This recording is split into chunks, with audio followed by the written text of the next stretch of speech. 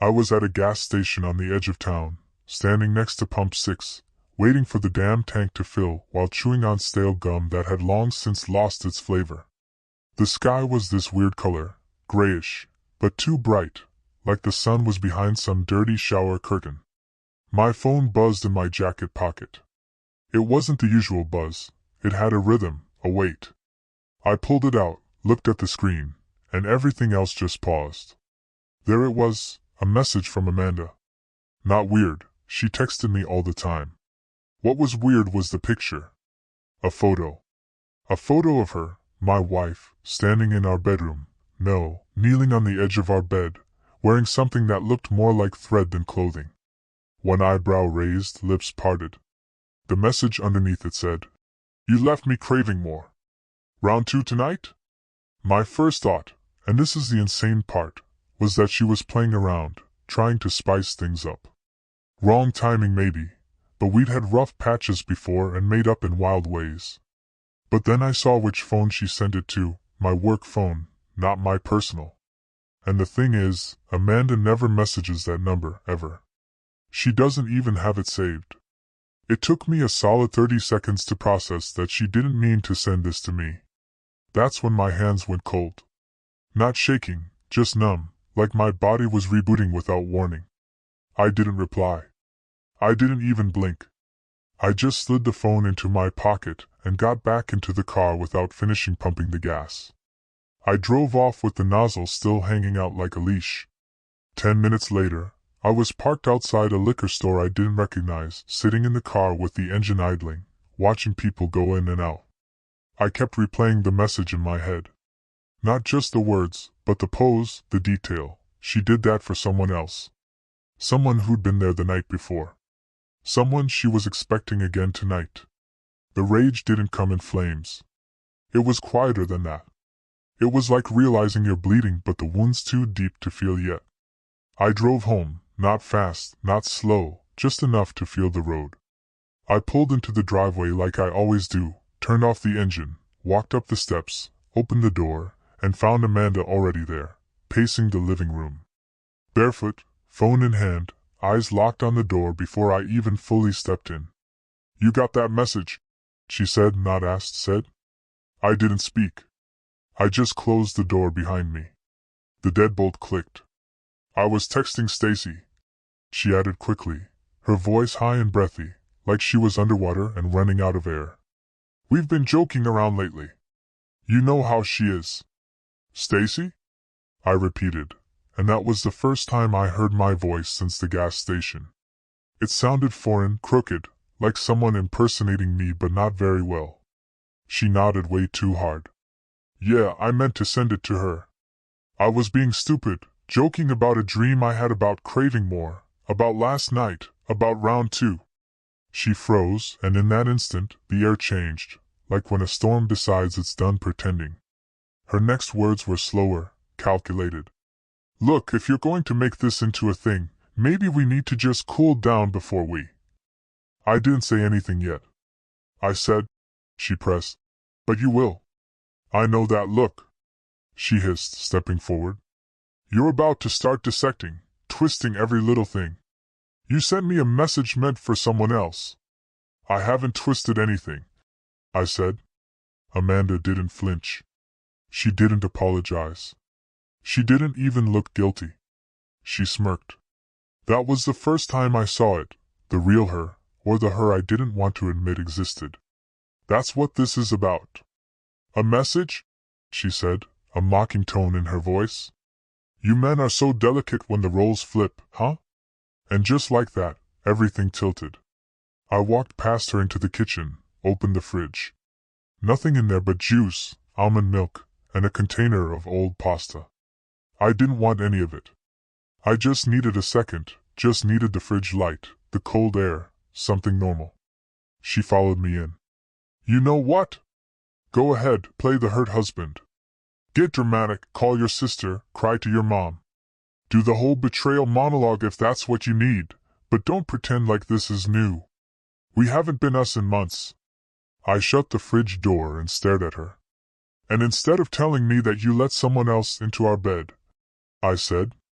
Her lips curled, not in shame, but in boredom. "Mark, grow up," she said. And that was it. That was the moment the version of Amanda I'd loved burned up in front of me. I didn't sleep that night, not even a little. I sat on the edge of the couch with the lights off, no phone, no TV, just the constant thudding of my own heartbeat crawling up my throat. Amanda had gone upstairs after that last shot. Grow up. Like she hadn't just shattered our entire marriage with a shrug. I heard her moving around, opening drawers, even humming at one point. Humming like it was a Tuesday. Like I was the dramatic one for reacting to betrayal like a human being. At 3:07 a.m., she came down the stairs in a robe, hair wet from a shower she took with the door open like she wanted me to hear. She paused at the foot of the stairs when she saw me still sitting there, arms resting on my knees, staring at the hardwood floor like it had answers. "You're still down here?" she asked, tilting her head slightly. I didn't look at her. "Was you ever going to tell me?" I asked. She scoffed, stepped into the kitchen, and poured herself a glass of water with this lazy elegance that made me feel like I was the one who didn't belong in the house. "Tell you what, Mark? That we haven't touched each other in weeks? That you sleep with your back turned and call it marriage?" She walked back to the living room, sipping her water like it was wine at a party she was hosting. "Or do you want me to say it out loud? Fine, I'm seeing someone. His name is Tyler. We met at work." I looked up at her. That name, Tyler, hit harder than I thought a name could, not because I knew him. I didn't, but because it was real. Not some faceless maybe. A man in my life. In my house. In her. "Does he know you're married?" I asked. She smiled at that. "He knows I'm married," she said. "Married. Not sure if he knows I'm still living with the husband, but let's be honest, are we really living together or just in the same building?" I stood up then, not in anger, just because I couldn't breathe sitting anymore. "Did you bring him here?" I asked. She paused, just for half a second, just enough. Once I closed my eyes, she answered. "In our bed." Another pause, this time longer. She didn't answer. That silence was worse than a yes. I stepped back, hand against my chest like I could hold the organ inside from tearing apart. I felt lightheaded, like the room was spinning just a few degrees off axis. Amanda looked at me like I was a lecture she'd heard too many times. "You don't get to act shocked, Mark," she snapped. "You've been absent for months. You don't even look at me anymore. You work late, you forget things, you don't ask how I'm doing. So you opened your legs to someone else." I snapped back. And that's when something in her eyes lit up, like she'd been waiting for me to say something ugly, like she needed it to feel justified. "Yeah," she said, her voice sharp as glass. "I did. And it was real. More real than whatever this husk of a marriage is." I laughed. I actually laughed, because in that moment, the delusion finally shattered. The years of pretending, the patience, the compromises, the defending her to friends who warned me, all of it cracked in one clean break. "You sent a message for your boyfriend to your husband, and now you're telling me I'm the problem?" She crossed her arms. "Damn right I am." I walked past her. I didn't say another word, just climbed the stairs, slow and steady, like walking through smoke. When I reached our bedroom, I opened the closet, grabbed a duffel bag, and started packing a few clothes, toothbrush, charger, passport. Not because I was going anywhere, but because it felt symbolic, like grabbing the things you know are yours before the fire swallows the rest. She stood at the bottom of the stairs, watching me silently. I turned one last time. "Does he know how you talked to your husband after betraying him? Does he know the woman he's falling for thinks loyalty is optional and guilt is an inconvenience?" She didn't answer. She just turned, walked back into the kitchen, and opened a bottle of wine like we'd had a minor disagreement, like we weren't both bleeding from something we couldn't even see. I didn't go to a hotel. That would have felt too temporary, too polite. I needed space, not fresh towels and a continental breakfast. So I drove. Just drove until I ended up outside my brother's apartment in Lakewood. Jake, the one person in my life who always saw straight through Amanda, even when I refused to. He opened the door wearing boxers and a hoodie, blinking like a raccoon hit with a flashlight.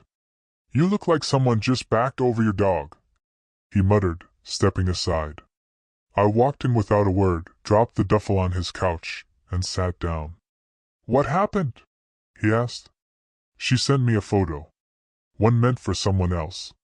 His face didn't move for a second, then he blinked. "What kind of photo?" "You don't want to know," I said. He rubbed his jaw and nodded slowly. "It was that obvious. She literally wrote, 'Round 2 tonight' under it." Jake winced. "Jesus, Mark." I leaned back on the couch, staring at the ceiling like it had subtitles for whatever scene I was living through. "His name's Tyler. She met him at work. Brought him to our house once, maybe more. I didn't ask for more details." Jake walked into the kitchen and came back with 2 beers. I didn't want it, but I took it. The silence between us said more than anything else. After a while I broke it. "She didn't apologize. Not once. Didn't even pretend to feel bad. Said I should have seen it coming." Jake sat beside me. "That's because she's been building that narrative for months, man. Rewriting the story in her head so when she finally got caught, she could pretend it made sense." And he was right. That's exactly what it felt like I'd stumbled into the last chapter of a book she'd been secretly writing, one where I was the villain for making her cheat. I stayed at Jake's that night, staring at the ceiling until the shadows changed shape. In the morning, I went back, not to reconcile, not to fight. I needed my laptop, my work files, and the box in the back of the closet with all my documents, birth certificate, old bank records, titles, stuff you forget exists until you're forced to rebuild your life. She was in the kitchen again, eating cereal like it was just another Sunday, wearing his hoodie, a gray one I'd never seen before. I stopped in the doorway and just stared at her. "You look like you've been crying," she said without looking up. "No," I said calmly. "Just wide awake for the first time in years." She finally glanced up, spoon halfway to her mouth. "If you came back to beg, don't. We've moved past that." My eyes narrowed. "We?" She smiled. "Tyler stayed over last night after you stormed out." My stomach twisted, but I didn't give her the satisfaction of a reaction. I walked upstairs, packed what I needed, and took the box from the closet. As I was heading down, she blocked the stairs, arms folded. "So what now?" she asked. "You going to run around telling everyone what a victim you are?" "No," I said. "I don't need to tell them anything. You're going to do that yourself every time you open your mouth."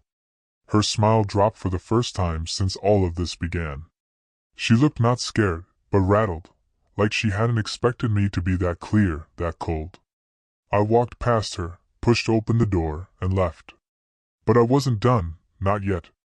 I drove straight to her workplace. I'd never met Tyler before. Never needed to. But that was about to change. Amanda worked in one of those glass and steel office buildings downtown, real, polished, modern, artificial as hell. Marketing firm. Clean desks, fake plants, forced laughs and open-plan misery. I parked across the street, sat in the car for a while, not because I was nervous, but because I was calculating. I wasn't going in to fight. I wasn't going to yell or make a scene. I was going in as a man with facts and a face because Tyler needed to know exactly who he was sleeping with, not the version Amanda fed him between the sheets, but the real one. I walked through the revolving doors and went straight to reception. The girl behind the desk blinked at me like I was speaking a different language when I asked for Tyler. Tyler who?" I paused. I didn't have a last name. I'd never needed one, but that didn't stop me. "He works here. He's sleeping with Amanda Holloway." Her face changed. That hit her. Her lips parted. Eyes darted to something behind me, and that's when I knew I was in the right place. She leaned in, lowered her voice. "I think he's in the West Conference room. Big presentation." I gave her a nod and walked right past security like I belonged there. The building pulsed with quiet tension, keyboards tapping, phones ringing, people pretending to be busy. I found the West Conference Room down a glass hallway. A few people were seated inside already, shuffling papers. Tyler was at the head of the table, standing, smiling, holding a clicker. Tall guy, beard, check shirt, sleeves rolled, like he wanted to seem laid back but successful, confident. Amanda had a type. I knocked once and opened the door without waiting. Tyler looked up. Can I help you? I stepped in, let the door close behind me. You don't know me, I said, voice steady. But I'm Amanda Holloway's husband. The room went dead silent. The intern stopped typing. Someone dropped a pen. Tyler's smile flickered, then vanished completely. Excuse me? I took a step closer. She didn't tell you, did she? That she was married, that she's been living in my house while sleeping in your bed? He glanced at the others in the room, half of them frozen mid-breath, the other half pretending to check their emails, and then back at me. I think you need to leave, he said. I think you need to know the truth, I replied. She sent me a photo. A mistake. She meant to send it to you. You had her last night, right after I left, while she was still wearing my ring. His face twisted, somewhere between shock and realization. That pause, that half-second delay, told me everything. He didn't know. Maybe not at first, but now he was fully aware. I turned and walked out before security could show up. I didn't need to swing. I'd already landed the hit. I could feel his world realigning behind me, piece by piece, as the puzzle came into focus. By the time I got back into my car, Amanda had already called 5 times. Missed calls, then a text. What the hell did you just do? I didn't reply. That night, she showed up at Jake's, banging on the door like she was owed something. I opened it. She looked like a wreck, hair messy, eyeliner smudged. No performance this time. You humiliated him, she snapped. At his job, in front of his boss. I humiliated him? I said, laughing under my breath. You invited him into our home. Amanda, you let him wear my hoodie, sleep in our bed, and now you're mad I told the truth? She pushed past me, stepping into Jake's apartment like she still had jurisdiction. You've ruined everything, she hissed. I wasn't answering her. He thinks I'm some manipulative liar. I raised both hands slowly. Well, you are. That stopped her. You want honesty now? I said, stepping closer. Here it is. You were never in love with him. You were in love with the escape hatch, the idea of someone who didn't know your flaws, someone you could be new with. And now that illusion is gone, you're mad because you're stuck with yourself again. Her lip trembled, but not from sadness, from rage. From the sting of being seen. I could ruin you, she whispered. I laughed again. You already did. She turned and stormed out, slamming the door behind her so hard the frame shook. Jake walked out of his room slowly, holding a bowl of cereal, chewing loudly. That went well, Jake said. I should just cut my losses, lawyer up, move on, he told me between spoonfuls of cereal and complete apathy. But I wasn't quite there yet. Not because I wanted her back, God no. That version of me was gone, burned out of existence the second she stood at the bottom of the stairs in his hoodie. But I needed clarity. Closure wasn't the right word. That's what people chase when they still care. What I needed was to understand the machinery behind her betrayal. Not for forgiveness, for an autopsy. 3 days passed. I didn't call. She didn't show up again. But on the 4th day, I got an email, no subject line, just a PDF attachment and a single line of text. Since you're on a truth binge, here's all of it. I opened it. Phone records. Screenshots. It wasn't just Tyler. The file had 6 names. 6 different threads, some work-related, some not. There was a thread with someone named Corey that started 4 months into our marriage. Messages like, he's asleep. Come over. Don't park in front, he's weird about that. No, I'm not telling him. Why ruin something that works? It worked. It never worked. It was just me grinding away at this dying engine, while she was joyriding in 6 different cars. I scrolled through pages of evidence she chose to send me, not by accident this time, no wrong numbers, just full, deliberate confession. The pattern was unmistakable. Amanda didn't cheat because something was missing. Amanda cheated because she needed to be chased. She needed multiple spotlights. One man was a room. She wanted a stadium. And when the lights dimmed, when life settled into routine, she started auditions again. I sat with that for a while, then I called her. First time in days. She picked up on the 3rd ring. "So why send it?" I asked. "Why now?" She exhaled, tired. "Because if I didn't, you'd keep playing detective, and you'd twist it into some moral crusade. At least this way, you know the truth from the source. The truth that you've been lying since the first year of our marriage. Don't act like you were a saint, Mark. I didn't cheat on you with half a football team." Silence, then she muttered. "You don't understand what it's like to feel invisible." I laughed, dark and sudden. "You were never invisible, Amanda. You just hated not being the only thing someone could see." She said nothing. "I'm filing for divorce," I continued. "No back and forth, no drama. You'll get the papers soon. I'm done playing therapist to your damage. I don't want alimony," she blurted out suddenly. "I don't want anything from you." That caught me off guard. "What?" "I mean it. I just want to disappear from your life." I waited. "Why?" She hesitated. "Because every time I look at you now, I see myself, and I hate that." For the first time, it sounded real. Not remorse, just exposure. She saw the wreckage clearly now, and she couldn't stand it. We hung up just like that. That night, I took everything that reminded me of her, the photos, the notes, the mugs she bought, the stupid vacation fridge magnets, and packed it into a box. I didn't burn it. I didn't smash it. I just left it in the alley behind Jake's apartment, let the world decide what to do with it. She wanted to disappear. Fine, I'd help her. But this story wasn't over yet, because one of the names in that file, one of the 6, was someone I knew, and he was married too. I sat there for a while, staring at that name like it was glowing, Brent Mallory. A name I hadn't thought about in over a year. Not since Amanda's office holiday party, the one where she insisted I wear that hideous reindeer sweater and act like we were still the golden couple. Brent had been there with his wife, Hannah.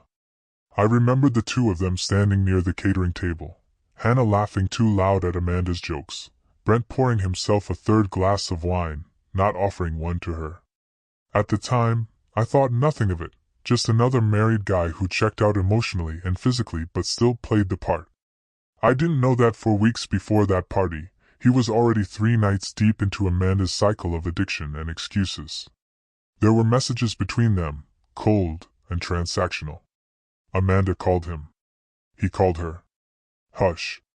Disgusting little nicknames that sounded like they belonged in some cheap spy thriller. What made my hands curl into fists wasn't the tone. It was how routine it had become. Their conversations had no heat, no spark, just logistics, availability, schedules. "Hannah's out Thursday night. 9 p.m. I'll leave the side door unlocked. Keep your voice down this time." This time.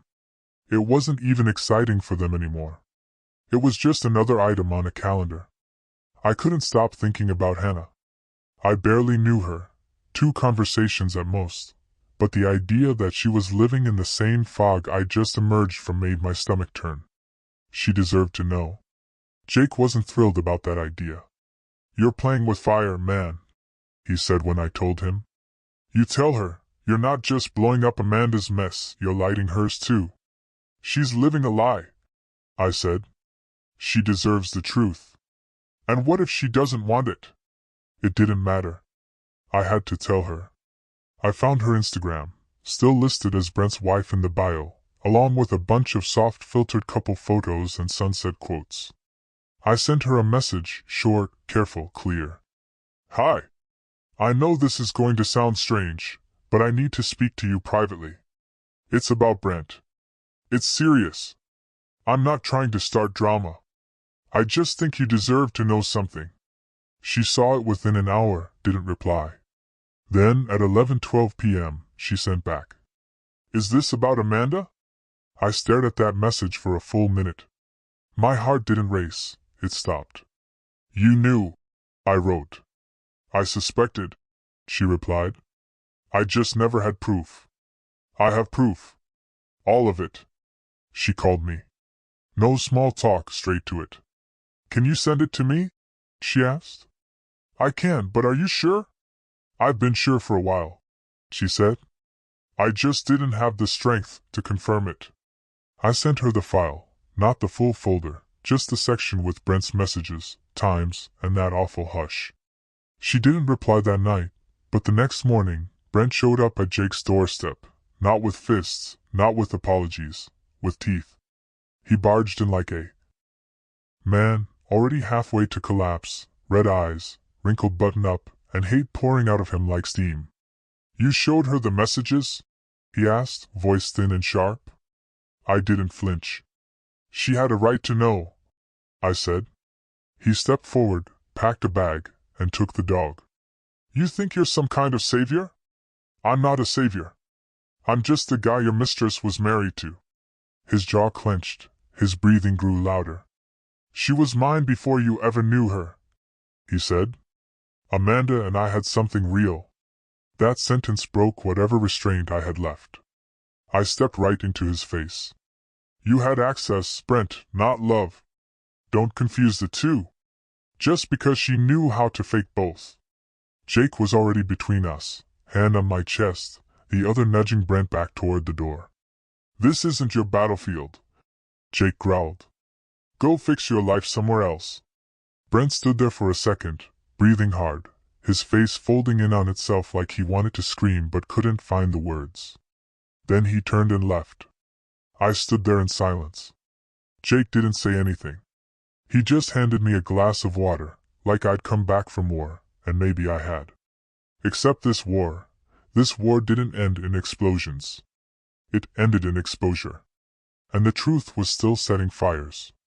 2 weeks passed, one long, slow-motion landslide. Brent tried to reach out to Amanda at first, but she didn't answer.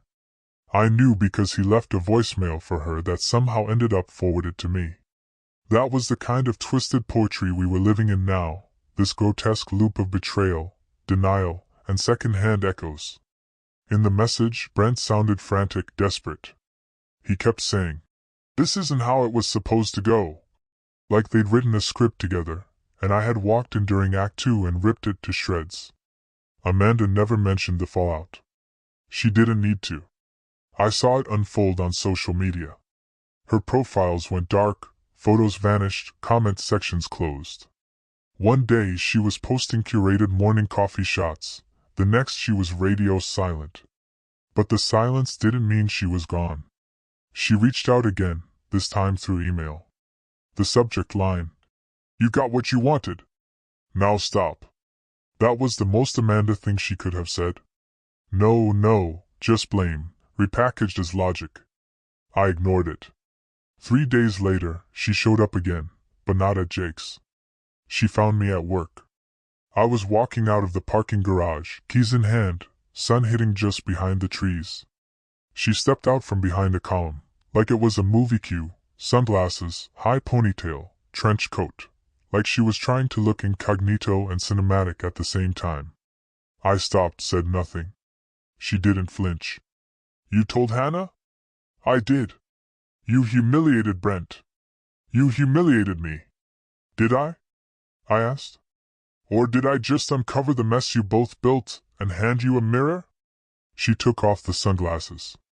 Her eyes were glassy, not red, not crying, but waiting for me to notice. "You think I don't feel anything?" she asked. I shrugged. "You feel something, sure. You feel exposed. That's different from guilt." Amanda stepped closer. "You don't understand what it's like." "I don't want to understand," I said, cutting her off. "I spent 6 years trying to understand you, and every time I got close, you changed the shape of the story." She looked away then, and for the first time, she didn't argue. She just stood there, quiet, letting the moment weigh her down. "I don't know who I am anymore," she whispered. That was the most honest thing I'd heard her say since this entire thing started. "You could have said that before you destroyed everything," I said. "You could have said that when you started drifting, when you first felt hollow. You could have come to me with truth, but instead, you played roulette with people's lives." She stepped back, like I'd hit her. Then she said something I wasn't expecting. "I think I did it to prove I could still control something." "Control?" "I felt like I was disappearing," she said quietly. "You had your routine, your work, your quietness. I couldn't breathe inside the version of life we were building. So I took detours. At first it was just texting, then it became more. I didn't mean for it to become everything." "Then why did you keep going?" Amanda looked straight at me. "Because every time I did, I waited for you to catch me. And when you didn't, I thought you stopped seeing me." I shook my head. "That's not love. That's a trap." She didn't argue, and that told me everything I needed to know. This wasn't a woman fighting for redemption. This was a woman trying to explain the fire after the house was already ash. "I'm not going to fight you," I said. "The divorce papers are coming next week. There's nothing left to say." Amanda nodded, put her sunglasses back on, turned without another word, and just like that, she walked into the afternoon like she hadn't just peeled off layers of our past with one conversation. That night I slept, not well, not deep, but honest. No more rewinds, no more theories. Just truth. The first clean night in months. But this story wasn't fully done. Not yet. Because someone else reached out the next morning. Not Amanda. Not Brent. Stacy. Amanda's best friend. Stacy. If Amanda was the flame, Stacy was the wind that kept it alive. She was the kind of friend who never asked questions, only offered cover. The kind of friend who replied to, "I'm at your place if Mark asks," with a simple, "Got it." And now she was calling me. Her number flashed across my screen at 8:16 a.m., just as I was pouring coffee into a travel mug. I stared at it for a second. Almost didn't answer, but curiosity, the sick kind, won out. "Mark," she said, voice low and urgent, like she was whispering from a locked room. "I know I'm probably the last person you want to hear from, but I need to talk to you." I didn't reply right away. I just waited. "I didn't know how deep it went," she continued. "I knew she was doing things, but I didn't know it was that. You helped her lie," I said flatly. "I covered for her." "Yeah, but not because I was okay with it," she said.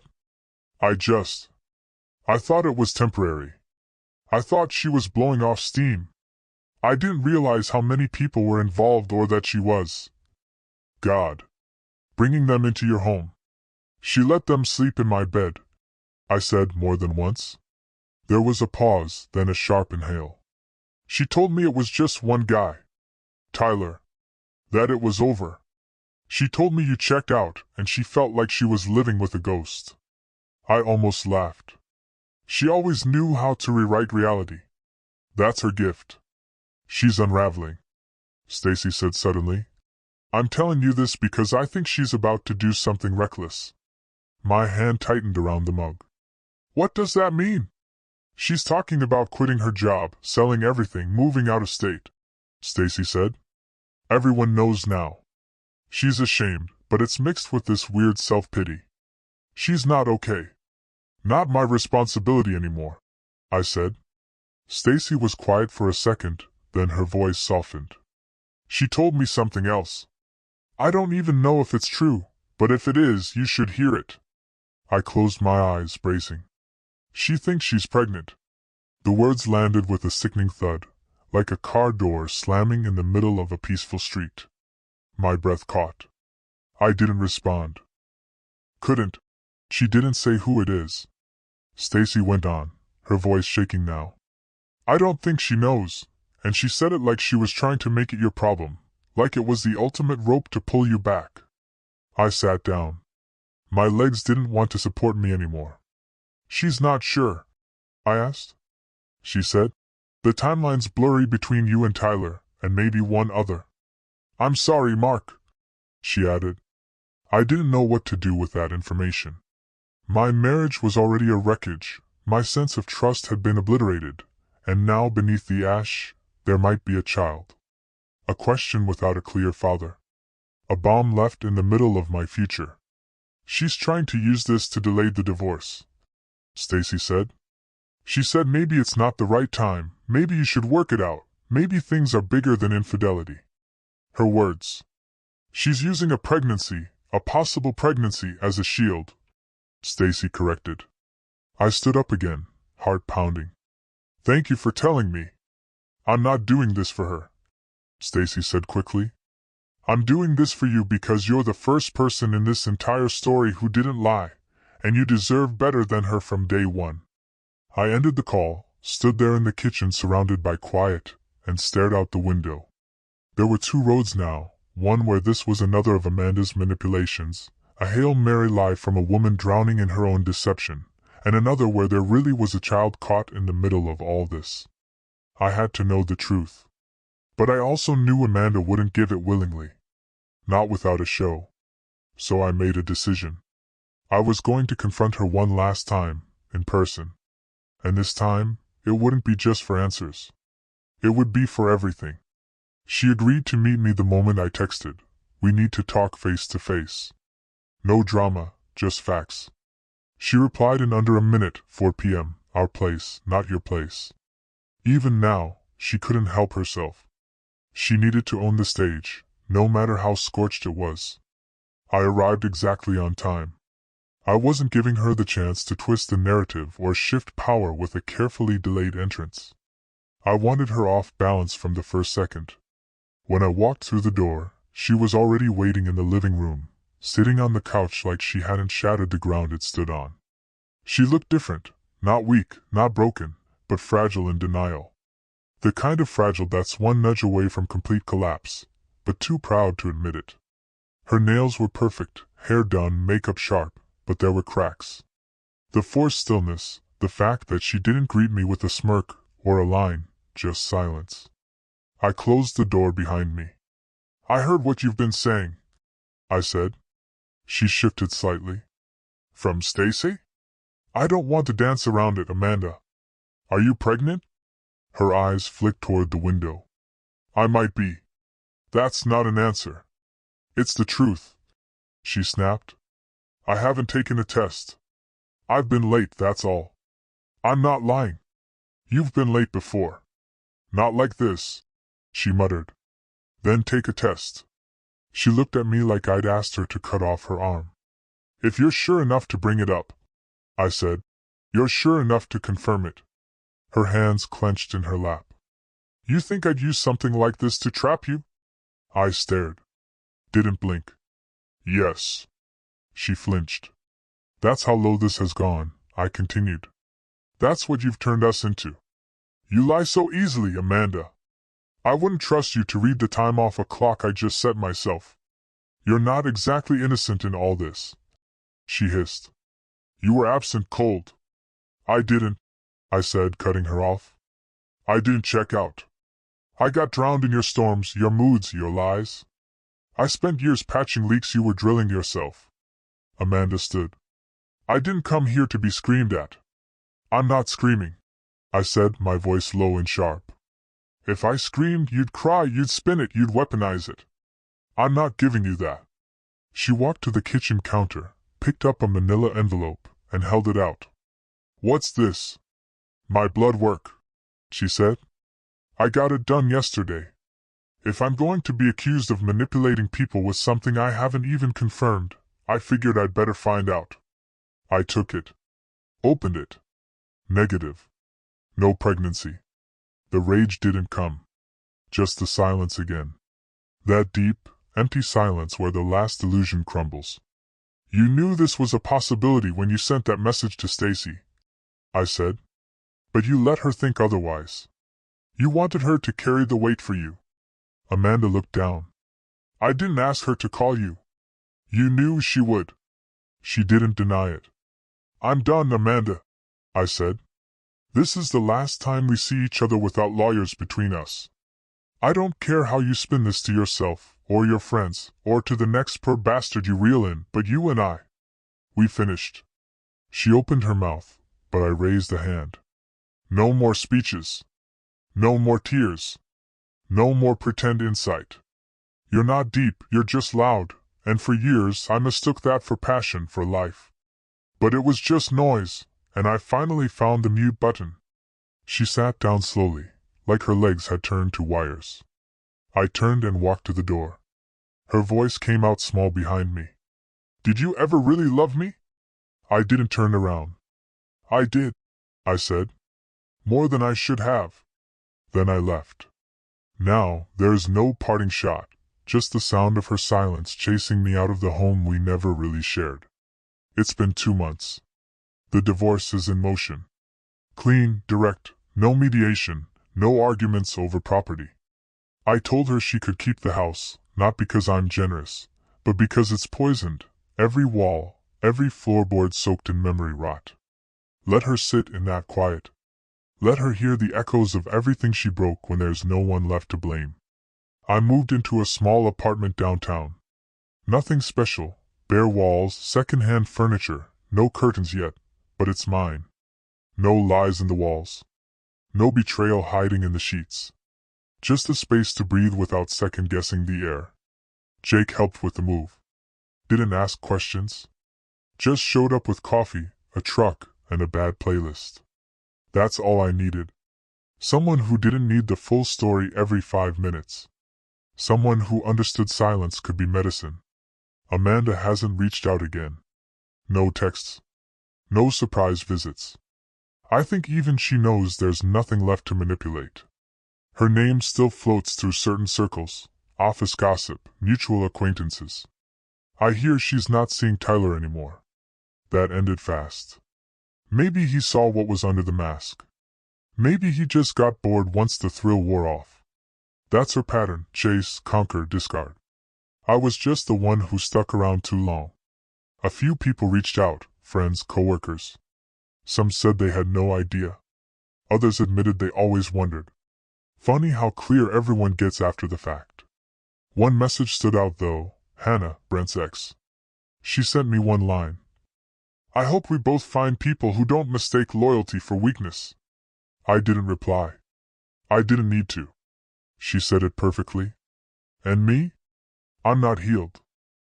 That's the truth. You don't walk away from that kind of emotional demolition without a limp. Some days I still wake up expecting the smell of her perfume in the hallway. Sometimes I still reach for my phone, thinking there'll be a good morning text. Muscle memory is cruel like that. But I've started writing again, cooking for myself. I picked up an old guitar from a pawn shop just to relearn words I haven't touched since college. Little things, Mark, things I buried in the name of us that I'm digging back up. So if you're reading this and you're in the place I was, sitting in confusion, questioning every detail, gaslighting yourself into submission, hear me now. The truth doesn't knock politely. It crashes through the door. It burns, but after the smoke clears, you'll breathe again, differently, sharper, clearer. Love doesn't hide. It doesn't make you doubt your own reflection. It doesn't ask you to shrink to keep someone else fed. Real love holds a mirror, not a blindfold. I gave years of my life to someone who thought affection was currency and deception was a sport. And now I'm rebuilding with silence, truth, and things that don't lie back. That's the ending she'll never get to rewrite.